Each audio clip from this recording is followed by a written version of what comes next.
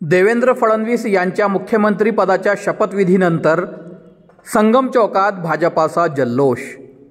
महाराष्ट्राच्या मुख्यमंत्रीपदाची शपथ देवेंद्र फडणवीस यांनी घेतल्यानंतर आज 5 डिसेंबर रोजी सायंकाळी 6:30 वाजेच्या सुमारास बुलढाणा शहरातील संगम चौकात भारतीय जनता पार्टीच्या पदाधिकारी व कार्यकर्त्यांनी फटाके फोडत आतिषबाजी केली, तसेच एकमेकांना मिठाई देऊन जल्लोष साजरा केला। मुंबई येथील आझाद मैदानावर देवेंद्र फडणवीस यांनी मुख्यमंत्री तर उपमुख्यमंत्री म्हणून एकनाथ शिंदे व अजित पवार यांनी शपथ घेतल्यानंतर माजी आमदार विजयराज शिंदे यांच्या कार्यालयासमोर फटाक्यांची आतिषबाजी करून कार्यकर्त्यांनी जल्लोष साजरा केला। त्यानंतर भाजपाचे पदाधिकारी व कार्यकर्त्यांनी ढोल ताशाच्या निनादात संगम चौकात छत्रपती शिवाजी महाराज यांच्या पुतळ्यासमोर मानवंदना करून जल्लोष साजरा केला। या ठिकाणी सुद्धा कार्यकर्त्यांनी फटाक्याची आतिषबाजी केली।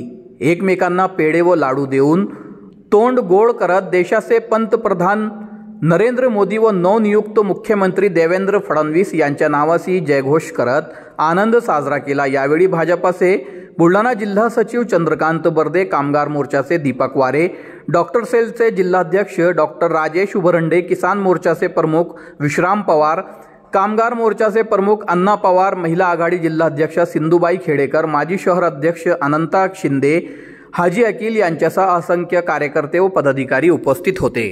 या देशाचे यशस्वी पंतप्रधान सन्माननीय नरेंद्रजी मोदी साहेब यांच्या नेतृत्वात देशाने प्रगती केली, देशाचा मान सन्मान गौरव वाढविला।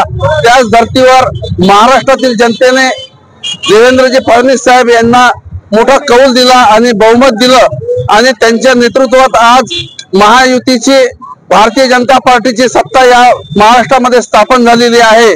त्यांच्या नेतृत्वामध्ये महाराष्ट्रामध्ये भयमुक्त आणि भ्रष्टाचार मुक्त प्रशासन या ठिकाणी आपल्याला मिळणार आहे आणि यासोबतच या महाराष्ट्राची प्रगती, जशी देशाची प्रगती होत आहे तशी महाराष्ट्राची प्रगती होणार आहे।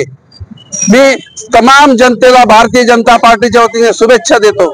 आज देवेंद्रजी फडणवीस साहेब यांनी शपथ घेतल्यानंतर भारतीय जनता पार्टीच्या सर्व पदाधिकारी कार्यकर्त्यांनी संगम चौकामध्ये बुलढाण्यामध्ये फटाके फोडून पेढे वाटून जल्लोष साजरा केला।